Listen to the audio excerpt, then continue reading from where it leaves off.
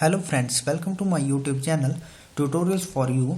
और C programming tutorials की series में आज हम बात करने जा रहे हैं data types in C language के बारे में।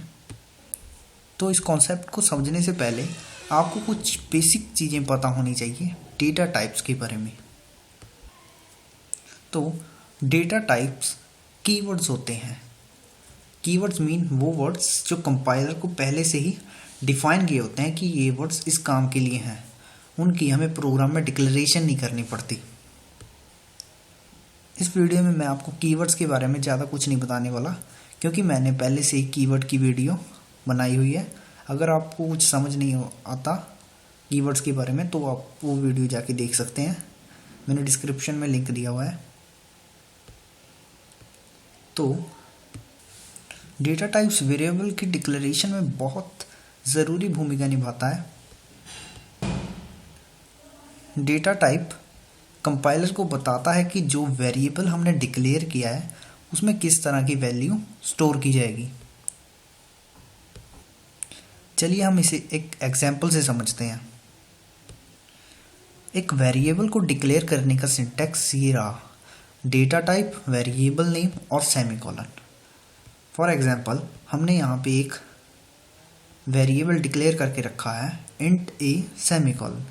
तो ऐसा करने से एग्जीक्यूशन टाइम पे रैम पे एक वेरिएबल बन जाता है ए नाम से, जिसका एक स्पेसिफिक एड्रेस होता है और उसमें हम एक वैल्यू स्टोर कर सकते हैं। तो वेरिएबल नेम से हमें ये पता चला कि उस वेरिएबल का नाम क्या होगा, और डेटा टाइप से हमें पता चलता है कि उस वेरिएबल में किस तरह की वैल्यू स्टोर हो सकती है। जैसे इसमें इंट टाइप वैल्यू स्टोर हो सकती है। वैसे करने को तो हम इसमें दूसरी डेटा टाइप वैल्यू भी स्टोर कर सकते हैं, बट उसकी टाइप कास्टिंग हो जाएगी, तो हमें जो रिज़ल्ट चाहिए हमें वो रिज़ल्ट नहीं मिलेंगे। तो इसलिए हम सिर्फ इसमें इंट ही यूज़ करेंगे। तो टाइप कास्टिंग क्या है, इसकी बात हम फर्दर ट्यूटोरियल में करेंगे। अभी आप ये समझ लीजिए कि अगर किसी वेरिएबल की डेटा टाइप इंट है तो उसमें इंट डेटा टाइप वाला कांस्टेंट ही स्टोर करवाना है। अगर कैर है तो कैर, अगर फ्लोट है तो फ्लोट। डेटा टाइप्स को मेनली दो पार्ट्स में बांटा जा सकता है, प्राइमरी और secondary data type. Primary data type में इंट, फ्लोट, डबल एंड कैर आता है। इन्हें इनबिल्ट डेटा टाइप भी कहा जाता है। सेकेंडरी डेटा टाइप में array, structure, union, annum etcetera आते हैं। इन्हें हम डिराइव्ड डेटा टाइप भी कहते हैं, क्योंकि ये प्राइमरी डेटा टाइप से ही बनते हैं। इस वीडियो में मैं सिर्फ प्राइमरी डेटा टाइप्स की बात करूंगा और सेकेंडरी डेटा टाइप्स की बात हम बाद में करेंगे आगे की वीडियोज़ में। तो प्राइमरी डेटा टाइप्स में इंट, फ्लोट, डबल, कैर, इन सब की रेंज और साइज निश्चित होता है। निश्चित माने तो वो वेरी नहीं करता अपने ही कंपाइलर में, बट अगर कोई दूसरा कंपाइलर यूज़ कर रहे हो आप तो शायद वो वेरी कर सकता है। मैं आपको एक और बात बता देता हूँ प्राइमरी डेटा टाइप्स के बारे में। इसमें size of data type is direct proportional to the range of the data type. इसका मतलब है कि जिस डेटा टाइप का साइज बाइट्स में जितना ज़्यादा होगा उसकी रेंज उतनी ही ज़्यादा होगी। फॉर एग्जांपल, अगर इंट का साइज 2 बाइट्स है तो उसमें कम रेंज तक हम इनपुट करा सकते हैं, बट अगर हम इंट की रेंज बढ़ा दें जैसे कि 4 बाइट्स तो इसकी रेंज भी बढ़ जाएगी। तो रेंज बढ़ाने के लिए और चेंज करने के लिए हमारे पास कुछ रेंज एंड साइज मॉडिफायर्स हैं। तो चलिए बात करते हैं साइज एंड रेंज मॉडिफायर्स के बारे में। इसमें आते हैं साइन, अनसाइन एंड लॉन्ग। और इनके कीवर्ड्स यूज किए जाते हैं साइंड, अनसाइंड एंड लॉन्ग। तो इनको यूज़ कैसे करते हैं एक एग्जांपल से समझते हैं।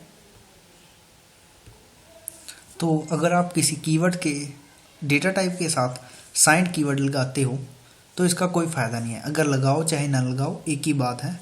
अगर आप उसको नहीं भी लगाते तो डिफ़ॉल्ट साइन ही रहता है, बट अगर आप अनसाइंड लगा देते हो तो सिर्फ वो पॉजिटिव वैल्यू ही लेता है। जैसे इस चार्ट में दिख रहा है आपको, डेटा टाइप जब साइंड इंट था तो ये इसका साइज 2 बाइट्स था और रेंज -327682 32767 थी। बट जब हमने इसके साथ कीवर्ड लगा दिया अनसाइंड तो इसका साइज 2 बाइट ही रहा, बट इसकी रेंज बढ़ के 0265335।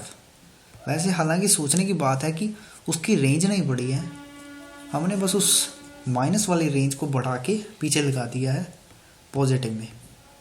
तो ऐसे ही हम अनसाइंड और साइंड का यूज़ कैर में भी कर सकते हैं, बट फ्लोट में हम इसका यूज़ नहीं कर सकते। तो चलिए अब बात करते हैं तीसरे रेंज मॉडिफायर के बारे में, जिसका नाम है लॉन्ग। तो लॉन्ग बेसिकली साइज़ को, डेटा टाइप के साइज़ को डबल कर देता है और रेंज को बढ़ा देता है। जैसे इस एग्जांपल में आप दे सकते हैं कि इंट का साइज़ 2 बाइट्स है और उसकी रेंज ये दी हुई है, और लॉन्ग इंट का साइज़ 2 से डबल होके 4 हो चुका है और इसकी रेंज भी काफ़ी बढ़ चुकी है। तो लॉन्ग कीवर्ड वहाँ यूज़ किया जाता है जहाँ असली कीवर्ड, बेसिक कीवर्ड यानी कि इंट की या किसी और डाटा टाइप्स की रेंज कम रह जाती है और उसको बढ़ाना चाहते हैं। तो जैसे मैं आपको पहले ही बता चुका हूँ कि size of the data is directly proportional to the range of the data type. तो इस मेथड का यूज़ करते हुए इंट की रेंज साइज बढ़ा के 4 बाइट्स कर दिया गया और इससे उसकी रेंज बढ़ चुकी है। तो एक्चुअली होता क्या है कि किसी भी डेटा टाइप की रेंज बढ़ाने से, जैसे कि हमने इंट की रेंज बढ़ाई जो कि 2 बाइट्स थी, उससे उसे 16 बिट्स मिल रही थी किसी वैल्यू को स्टोर करने के लिए। बट लॉन्ग इंट में हमें 4 बाइट्स मिल रही हैं, मींस 32 बिट्स मिल रही हैं किसी वैल्यू को स्टोर करने के लिए। इसलिए इसकी रेंज बढ़ चुकी है।